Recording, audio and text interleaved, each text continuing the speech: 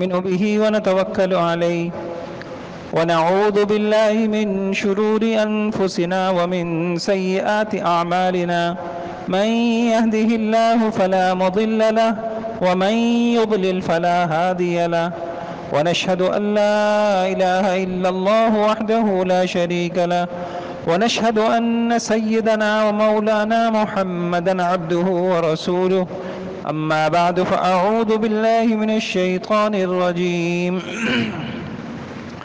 بسم الله الرحمن الرحيم سبحان الذي يسرى بعبده ليلا من المسجد الحرام إلى المسجد الأقصى الذي باركنا حوله وقال تعالى يا قوم ادخلوا الأرض المقدسة التي كتب الله لكم صدق اللہ العظیم۔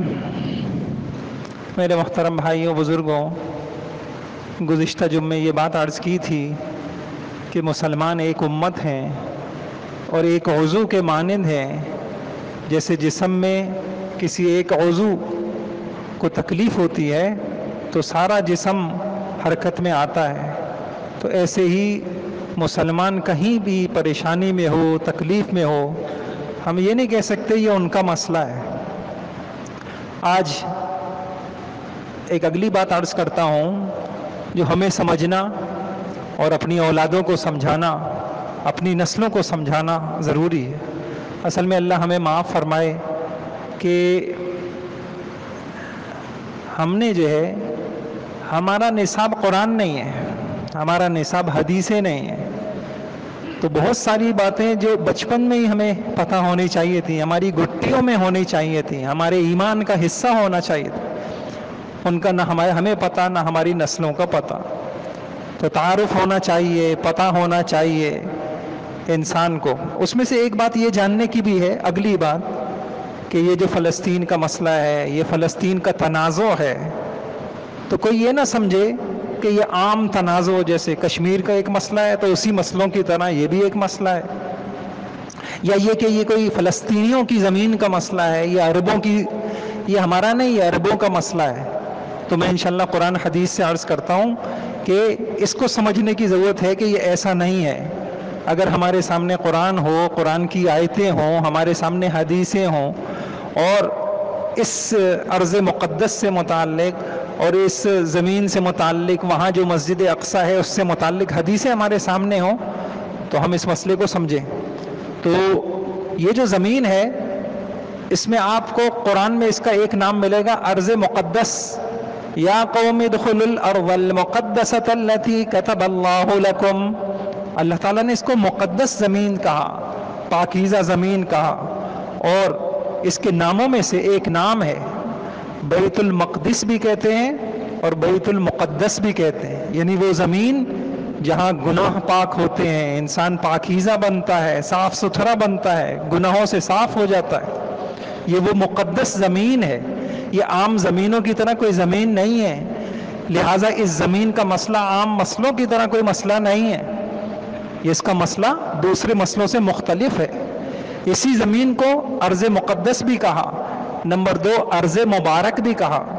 سبحان الذی اسری بعبدہ لیلا من المسجد الحرام الی المسجد الاقصی الذی بارکنا حولہ، یہ ارض مبارک ہے، اس کا اطراف، اس کا ارد گرد، اس کا ماحول، یہ سب بڑا بابرکت ہے۔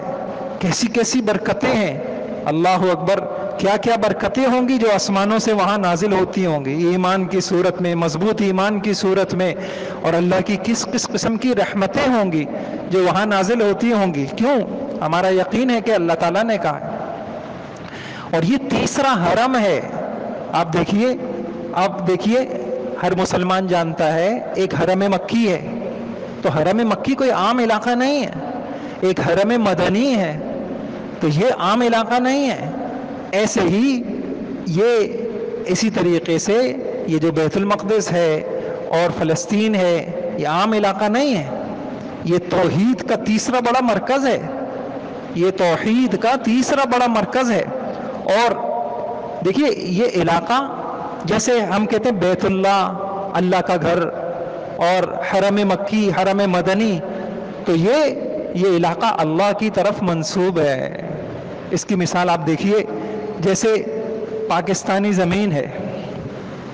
اب اس پاکستان کی زمین پر آپ امریکہ کو سفارت خانہ دے دیتے ہیں، تو اب آپ کیا کہتے ہیں کہ جی پاکستانی زمین تو ہے، لیکن اب یہ جو سفارت خانہ امریکہ کو دے دیا گیا ہے تو اب زمین ہماری ہے، لیکن جو حصہ اس سفارت خانے کو دے دیا گیا ہے وہاں قانون کس کا نافذ ہوگا؟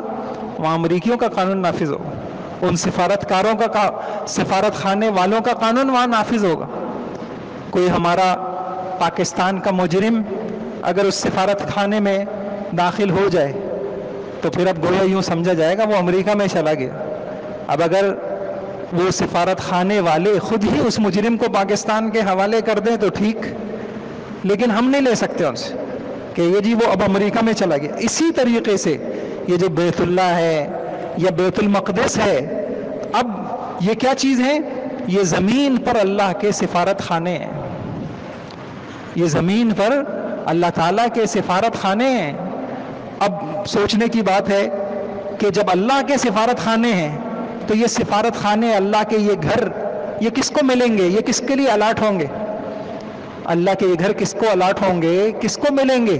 تو ظاہری بات ہے جو اللہ کا نمائندہ ہوگا اس کو ملیں گے، جو اللہ کا سفیر ہوگا. سفارت خانہ کس کو ملتا ہے؟ سفیر کو ملتا ہے. تو یہ اللہ کے سفارت خانے ہیں تو یہ اللہ کے سفیروں کو ملیں گے، اللہ کے نائبوں کو ملیں گے. اور اللہ کا آخری نائب اور اللہ کا آخری سفیر کون ہے؟ وہ محمد صلی اللہ علیہ وسلم ہے. حضرت محمد صلی اللہ علیہ وسلم ہے. وہ اللہ کے بھیجے ہوئے سفیروں میں آخری سفیر ہیں، اللہ کے نائبوں میں آخری نائب ہیں. لہٰذا یہ سفارت خانہ ان کا حق ہے. یہ عام مسئلہ نہیں ہے، یہ عام ملک نہیں ہے. یہ اللہ، اس کی نسبت اللہ کی طرف ہے اور یہ اللہ کے سفارت خانے ہیں. اسی وجہ سے آپ دیکھیے یہ جو میں نے عرض کیا کہ یہ ارض فلسطین ارض مقدس ہے، اللہ نے قرآن میں کہا. ارض بابرکت ہے، اللہ تعالیٰ نے قرآن میں کہا. اور ارض معراج ہے، کیا ہے؟ اللہ تعالیٰ نے آسمانوں پہ بلانا تھا. اچھا سوچنے کی بات ہے یہ جو قرآن میں ہے، سبحان الذی اسری بعبدہ لیلا من المسجد الحرام الی المسجد الاقصی الذی بارکنا حولہ. سوچنے کی بات ہے، دنیا میں سب سے مقدس جگہ کون سی ہے؟ حرم ہے. تو حضور حرم میں تھے، مکہ میں تھے، تو اگر آسمانوں پہ بلانا تھا تو ڈائریکٹ وہاں سے بلا لیتے. ڈائریکٹ جو ہے آسمانوں پہ بلا لیا جاتا مکہ سے، لیکن بلایا کہ زمینی سفر کرایا جا رہا ہے. قرآن میں ذکر ہے الذی اسری بعبدہ لیلا من المسجد الحرام الی المسجد الاقصی. حالانکہ مسجد حرام تو مسجد اقصی سے بہت فضیلت کی، اس سے بھی زیادہ فضیلت کی. یہ زمینی سفر کیوں کرایا جا رہا ہے؟ تو ہمیں روایتیں ملتی ہیں کہ زمینی سفر کرایا گیا. حضرت محمد صلی اللہ علیہ وسلم وہ جبرائیل علیہ السلام کے ساتھ بیت المقدس میں داخل ہوئے اور وہاں آپ نے 2 رکعتیں پڑھی اور آپ کو مصلی پہ کھڑا کیا گیا اور نبیوں نے مصلی چھوڑ دیا اور تمام انبیاء اکرام پیچھے چلے گئے اور حضرت محمد صلی اللہ علیہ وسلم کو امام بنایا گیا اور تمام انبیاء اکرام مقتدی بنائے گئے اور مقتدی بنے. گویا کہ یہ اس مصلی پر، مسجد اقصی کے مصلی پر کھڑا کر کے یہ بتا دیا گیا اب اس کے متولی حضرت محمد صلی اللہ علیہ وسلم ہے. اب موسیٰ علیہ السلام والے اس کے متولی نہیں ہیں، عیسیٰ علیہ السلام والے اس کے متولی نہیں ہیں، اور ان ائمہ نے بھی پیچھے امام مقتدی بن گئے. گویا کہ اب ہم بھی اقتداء میں ہیں حضرت محمد صلی اللہ علیہ وسلم کے. یہ امامت کر کے یہ بتایا گیا کہ اب اس کے متولی کون ہے؟ حضرت محمد صلی اللہ علیہ وسلم. اس مسجد کی تولیت کس کے پاس ہے؟ اس ارض مقدس کی متولی کون ہوں گے؟ یہ محمد صلی اللہ علیہ وسلم ہو. اچھا سوچنے کی بات ہے جب حضرت محمد صلی اللہ علیہ وسلم اس کے متولی، تو حضور صلی اللہ علیہ وسلم کے وصال کے بعد، اس دنیا سے پردہ فرمانے کے بعد کون اس کا متولی بنے گا؟ اس کی تولیت کس کے پاس آئے گی؟ اس کی ذمہ داری کس کے پاس آئے گی؟ تو واضح سی بات ہے.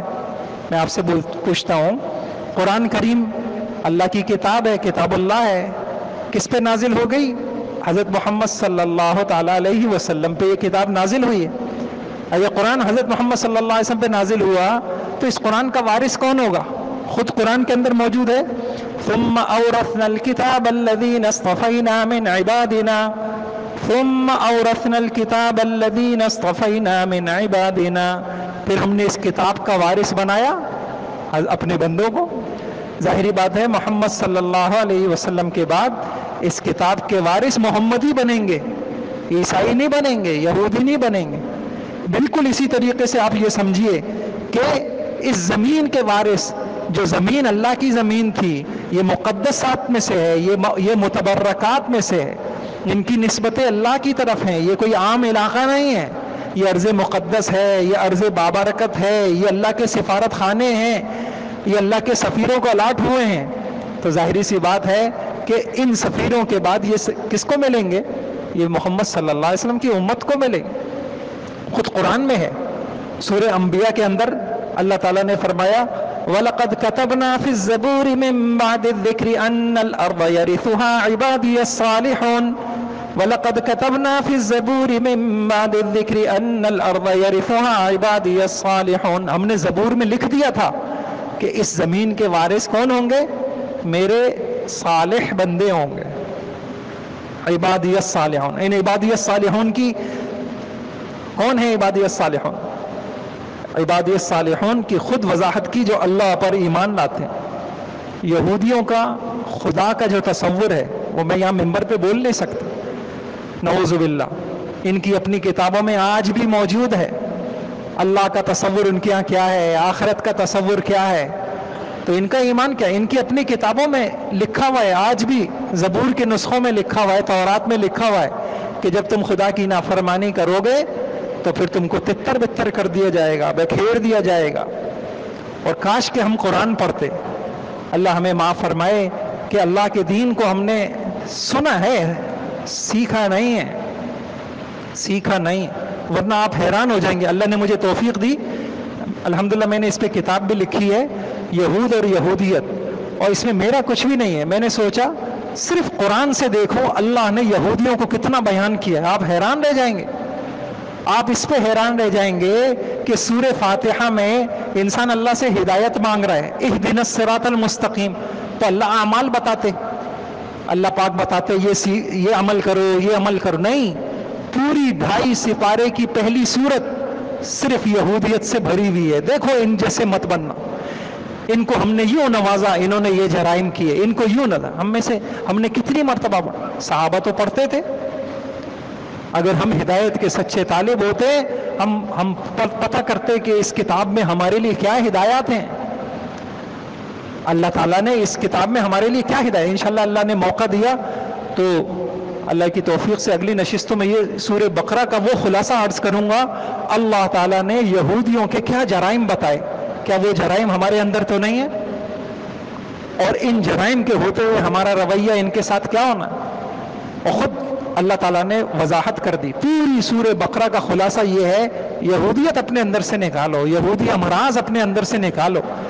اگر منصب امامت کا تم کو بنایا ہے، یہ ایک زمانے میں یہ امامت کا منصب ان کے پاس تھا، ان کے ان جرائم کی وجہ سے، ان کی سزا میں ان کو مغضوب بنایا، ان کو ذلیل کیا. وَضُرِبَتْ عَلَيْهِمُ الذِّلَّةُ وَالْمَسْكَنَةُ، اور ذلیل کر کے ان سے ہم نے یہ منصب چھین لیا. تم نہ کرنا ایسا. لیکن کون پڑھے قرآن؟ کون پڑھے؟ اس کی ضرورت تو ہم نے محسوس ہی نہیں. میرے بھائیوں، ایک دن آئے گا یہ قرآن ہمارا گریبان پکڑے گا. ہاں، یا رب ان قوم اتخذوا هذا القرآن مہجورا. ان کے پاس وقت تھا واٹس ایپ کے لیے، فیس بک کے لیے، ان کے پاس وقت تھا دنیا کی تعلیم کے لیے. انہوں نے اللہ کی کتاب کو نہیں پڑھا. ایسے تھوڑی اللہ تعالیٰ نے بیان کیا. قوموں کا عروج، زوال. اب اللہ تعالیٰ توفیق عطا فرمائے. ارادہ ہے کہ قرآن سے یہ دیکھا جائے اللہ تعالیٰ کی سنن الہیہ، سنن نصرت کیا ہیں، سنن ہزیمت کیا ہیں، اللہ تعالیٰ کب نصرت کرتے ہیں، اللہ کب رسوا کرتے ہیں، تاکہ ہم ہدایت لیں اللہ کی کتاب سے. تو میں نے یہ عرض کیا کہ وَلَقَدْ كَتَبْنَا فِي الزَّبُرِ، یہ خود بھی تسلیم کرتے ہیں کہ ہمیں ہمارے جرائم کی سزا میں اللہ نے تتر بتر کر دیا، ہمیں بکھیر دیا، منتشر کر دیا، ہمیں ذلیل کر دیا. تو اس ساری بات کا مقصد یہ ہوا کہ یہ ارض مقدس ہے، یہ کوئی عام زمین نہیں ہے، یہ ارض مبارک ہے، یہ ارض معراج ہے۔ اسی سرزمین میں کیا ہے؟ ایک مسجد ہے، مسجد اقصی۔ علماء نے کتابیں لکھی ہیں، بعض علماء نے کہا اس کے 22 نام ہیں۔ اور بیت المقدس وہ زمین جہاں گناہوں سے انسان پاک صاف ہو جاتا ہے، اور ارض بیت المقدس بھی اس کو پڑھ سکتے ہیں۔ اس بیت المقدس کی حدیثوں میں فضیلتیں ہیں۔ ایک حدیث میں ہے، یعنی یہ تو آپ سب کو پتہ ہے کہ یہ مسلمانوں کا پہلا قبلہ ہے۔ یعنی حضور علیہ الصلاۃ والسلام جب مکہ مکرمہ میں تھے تو مکہ مکرمہ میں اللہ کے نبی بیت المقدس کی طرف رخ کر کے جو ہے آپ نماز پڑھتے تھے۔ اگرچہ آپ کی طبعی رجحان یہ ہوتا تھا کہ میں اس طریقے سے نماز پڑھوں کہ بیت اللہ کا بھی رخ ہو جائے اور بیت المقدس کا، تو حضور صلی اللہ علیہ وسلم حجر اسود اور رکن یمانی کے درمیان میں نماز پڑھتے تھے، تو بیت المقدس کی طرف بھی رخ ہو جاتا تھا اور بیت اللہ۔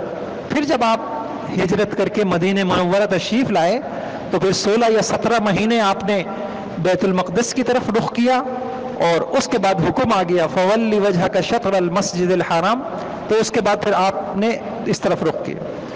اور یہ میں نے عرض کیا یہ پہلا قبلہ ہے، اور یہ روئے زمین پر دوسری مسجد ہے۔ حدیث کے اندر آتا ہے، ابو ذر رضی اللہ عنہ کی روایت ہے، بخاری کے اندر یہ روایت موجود ہے، فرمایا اول مسجد وضع فی الارض المسجد الحرام۔ ابو ذر رضی اللہ تعالی عنہ نے حضور علیہ السلام سے پوچھا سب سے پہلی مسجد کون سی ہے؟ تو حضور نے فرمایا المسجد الحرام۔ انہوں نے پوچھا ثم ایّن، اس کے بعد کون سی ہے؟ فرمایا المسجد الاقصی، اس کے بعد مسجد اقصی ہے۔ پوچھا کم بینہما، ان کے درمیان کتنا فاصلہ ہے؟ فرمایا 40 عاما، 40 سال کا فاصلہ ہے، 40 سال۔ تو یہ پہلا قبلہ ہے، اور یہ دوسری مسجد ہے، اور یہ تیسری مسجد بھی ہے۔ کیسے تیسری مسجد ہے؟ حدیث میں ہے لا تشد الرحال الا الى 3 مساجد المسجد الحرام ومسجدی ھذا ومسجد الاقصی، یعنی 3 مسجدوں کے علاوہ کسی مسجد کا سفر اس مسجد کو بابرکت سمجھ کے یہ جائز نہیں۔ لا تشد الرحال الا، یعنی جیسے ایک آدمی تو مثال کے طور پہ بہت سارے دوسرے علاقے سے یہاں آ گئے جمعہ پڑھنے، تو وہ یہ سمجھ کے نہیں آئے گے یہ مسجد کوئی بابرکت ہے، جیسے وہ مسجد ہے یہ بھی مسجد۔ ہاں کوئی علم سیکھنے کے لیے کسی مسجد چلا گیا، کوئی دعوتی مقاصد کے لیے ایک مسجد سے دوسری مسجد چلا گیا، لیکن کوئی آدمی یہ تفریق کرے کہ یہ والی مسجد غیر افضل ہے، وہ والی مسجد افضل ہے، ایسا نہیں ہے۔ صرف 3 مسجدوں کو خصوصیت حاصل ہے۔ ایک حضور صلی اللہ علیہ وسلم نے فرمایا لا تشد الرحال الا الى 3 مساجد المسجد الحرام ومسجدی ھذا، اللہ کے نبی نے کہا میری مسجد، اور تیسرے نمبر پہ فرمایا المسجد الاقصی۔ پھر حدیثوں میں ہمیں یہ بھی ملتا ہے کہ اس مسجد کے فضائل ملتے ہیں اور اس کے احکام ملتے ہیں۔ مثلا ایک چیز ہم کو یہ ملتی ہے کہ اس مسجد میں قرآن ختم کرنے کا استحباب، اور روایتوں میں ہے سفیان ثوری رحمۃ اللہ علیہ وہاں جاتے اور پورا قرآن اس میں ختم کرتے، اور اسی طریقے سے اس مسجد اقصی سے عمرہ کرنا یا حج کرنا اس کا بھی خاص ثواب ہے۔ ابو داؤد کی روایت ہے کہ جس نے حج کا یا عمرے کا احرام بانا مسجد اقصی سے تو غفر له ما تقدم من ذنبه وما تاخر، اس کے سارے اگلے پچھلے گناہ معاف کر دیے جائیں گے اور جنت اس کے لیے لکھ دی جائے گی۔ ہمارے صحابہ میں سے ابن عمر رضی اللہ عنہ، حضرت معاذ، حضرت کعب اور دوسرے حضرت کعب احبار وغیرہ یہ باقاعدہ وہاں مسجد اقصی سے احرام باندھتے تھے، اور اس مسجد میں جیسے ثواب زیادہ ہے تو وہاں کے گناہ اگر کوئی کرے گا وہ گناہ بھی زیادہ ہے۔ بہرحال یہ اللہ تعالیٰ مجھے بھی عمل کی توفیق عطا فرما دے، آپ کو بھی توفیق عطا فرما دے۔ ایک آخری بات یہ ہے کہ ہمیں علماء اکرام پر اور خاص طور سے یہ جو دینی دارالفتاء ہیں ان کے اوپر اعتماد ہونا چاہیے۔ میں آپ سے پوچھتا ہوں، وبا کے دن ہوں اور آپ کے پاس آ جائے جی آغا خان سے کہ ڈاکٹروں کے بورڈ نے یہ بات لکھی ہے کہ جی آپ یہ کریں، تو سب اس کو مانتے ہیں۔ فلاں بڑے میڈیکل کی رپورٹ آئی ہے، تمام ڈاکٹروں کا متفقہ فیصلہ، آپ یہ احتیاط کریں، آنکھ بند کر کے سب مانتے ہیں۔ ایسے ہی ہمیں اپنی دینی رہبری میں اپنے علماء پر اعتماد کرنا چاہیے۔ اور عجیب بات ہے، مجھے تو حضور کی حدیث آتی ہے کہ ایک نے نعوذ باللہ ایک شخص نے حضور پہ اعتراض کیا تھا، آپ نے یہ جو مال تقسیم کیا آپ نے انصاف نہیں کیا، اللہ اکبر، آپ کے چہرے کا رنگ بدل گیا تھا۔ آپ نے کہا انا امین من فی السماء، تم آسمانی معاملات میں مجھے امین مانتے ہو اور زمینی معاملات میں تم مجھے امین نہیں مانتے۔ عجیب بات، جن علماء سے ہم نمازیں پوچھتے ہیں، جن علماء سے ہم نماز کا مسئلہ آ جائے ہم کسی ڈاکٹر کے پاس نہیں جاتے، ہم اطمینان کرتے ہیں یہ جو ہمیں مسئلہ بتائیں گے ہمارا مسئلہ درست ہوگا۔ بھائی ہمیں ان دارالفتاؤں کی سے بھی جڑنا چاہیے، اور جو حالات آئیں اس موقع پہ ہم ان دارالفتاء سے پوچھ لیں کہ اس وقت ہماری ذمہ داری کیا ہے، تو اور ہمیں اس پر اطمینان، اگر ہمیں اطمینان نہیں ہے تو پھر یہ تو عجیب سی بات ہو گئی۔ آپ اپنی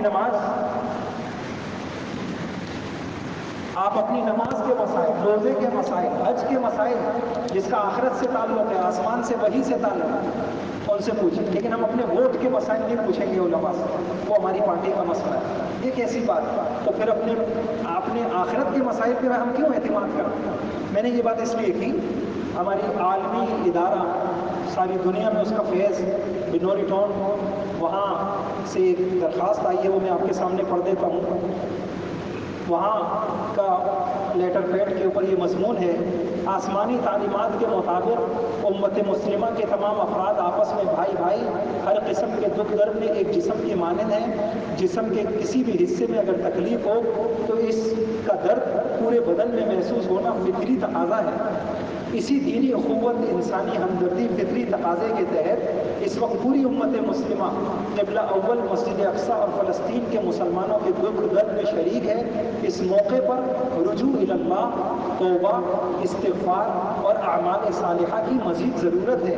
عمومی دعاؤں کے ساتھ ائمہ مساجد سے گزارش ہے کہ وہ قنوت نازلہ کا اہتمام کریں۔ امت مسلمہ کا دینی اخلاقی فریضہ ہے کہ وہ فلسطین کے مسلمانوں کے ساتھ ہر قسم کا ہر ممکن تعاون کریں۔ ان کی نصرت اور حمایت کے لیے امت کے تمام طبقے اپنی حیثیت اور وسعت کے مطابق ہر سطح پر بھرپور کردار ادا کریں۔ اپنی ملکی قانون اور دستور کے دیے گئے حقوق کے تحت اپنی حکومتوں پہ دباؤ ڈالیں کہ وہ اللہ کی طرف سے دی گئی وسعت قدرت کے تحت اپنے مظلوم مسلمان بھائیوں کی داد رسی کے لیے اپنے وسائل بروکار لائیں۔ مسلمان حکمرانوں پر شرعاً اخلاقاً لازم ہے کہ بیت المقدس کے مظلوم مسلمانوں کی نصرت اور حمایت کے لیے میدان عمل میں آئیں، ان کے تحفظ، دفاع اور بحالی کے لیے اپنی دفاعی طاقت، انسانی حقوق، سفارتی اثر و رسوخ کا بھرپور استعمال کریں۔ اسلامی دنیا کے تمام دینی، سیاسی، صحافتی طبقوں پر لازم ہے وہ متحد ہو کر فلسطینی مسلمانوں کے لیے ایک جان اور ایک آواز بنے اور ہر سطح پر فلسطینی مسلمانوں کے تحفظ، دفاع کے فریضے کا شعور بیدار کریں۔ تمام مسلمانوں پہ یہ ذمہ داری عائد ہوتی ہے ممکنہ حد تک قابل اعتماد ذرائع سے فلسطینی مسلمانوں کے ساتھ بھرپور معنوی تعاون کریں۔ دعا ہے کہ اللہ تعالیٰ فلسطین اور کشمیر کے مظلوم مسلمانوں، تمام مظلوم مسلمانوں کی مدد اور نصرت فرمائے۔ اللہ تعالیٰ ہم سب کا حامی اور ناصر۔ وآخر دعوانا الحمد للہ۔